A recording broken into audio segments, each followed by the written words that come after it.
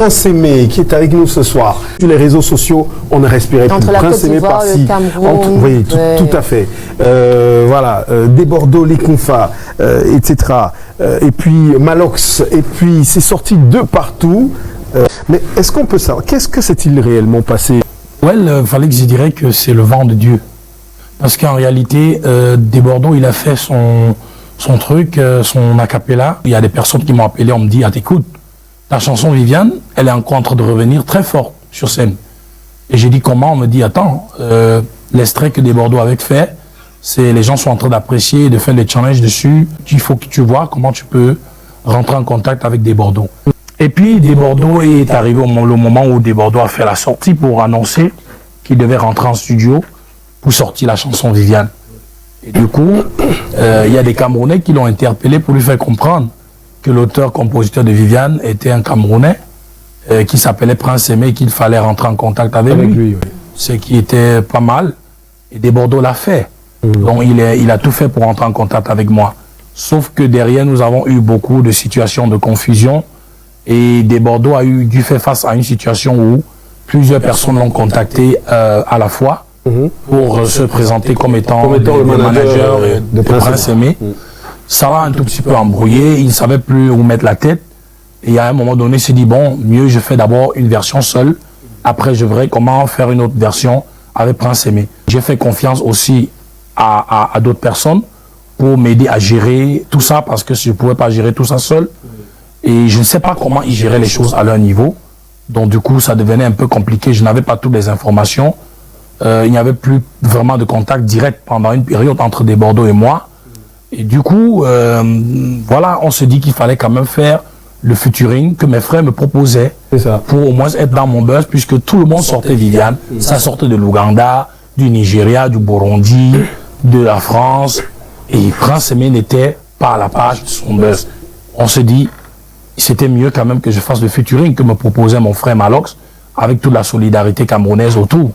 Donc c'est comme ça que nous avons embrassé ce projet. Mais Prince Aimé, est-ce qu'à ce moment-là, Malox et compagnie avaient concrètement, est-ce qu'ils savaient ce qu'il se passait avec des Bordeaux? Est-ce qu'ils étaient au même niveau d'information, à savoir que des Bordeaux a quand même fait le pas? Parce que tel que ça allait, on avait l'impression que des Bordeaux était le diable dans l'histoire.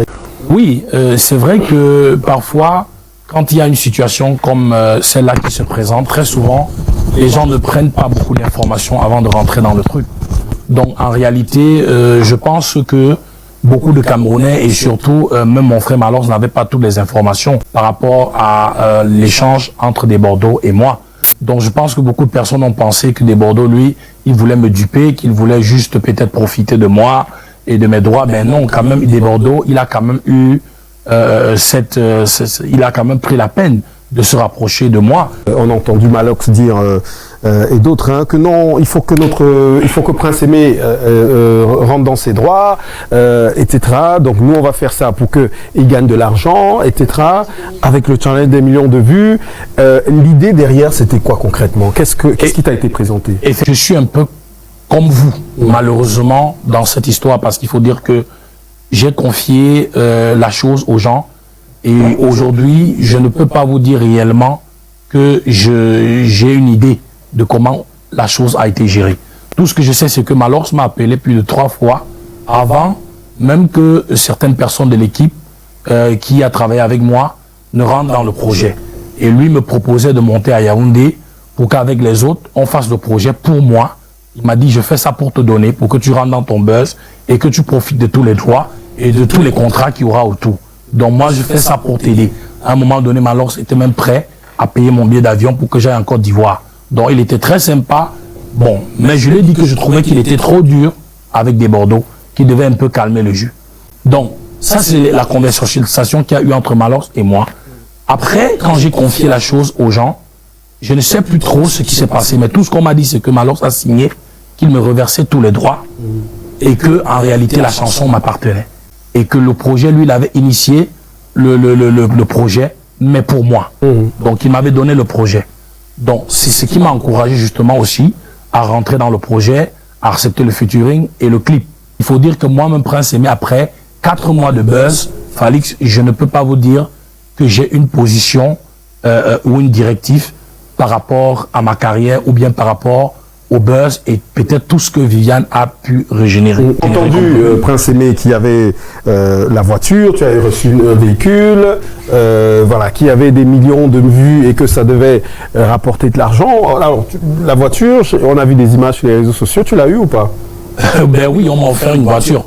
Okay. On m'a offert une voiture. Après, c'est qui Parce que je travaillais avec Calabash okay. Et puis Easy Constructi, qui était l'équipe que j'avais mis sur pied en ce moment-là. D'accord. Donc j'ai reçu la voiture qui est venue de Calabash, donc de mon frère, le monsieur Waxday. Ouais.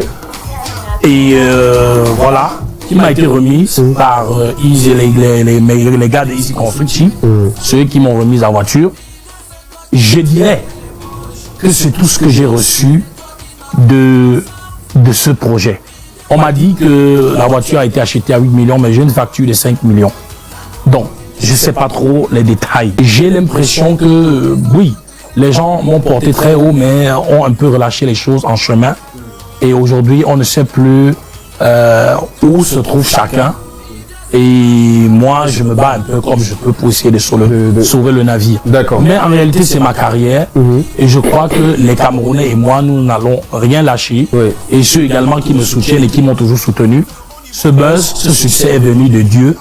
C'est pas moi qui ai provoqué ce succès. Et même mon frère des Bordeaux, je pense que c'est le bon Dieu qui a voulu l'utiliser pour vraiment susciter, relancer les choses.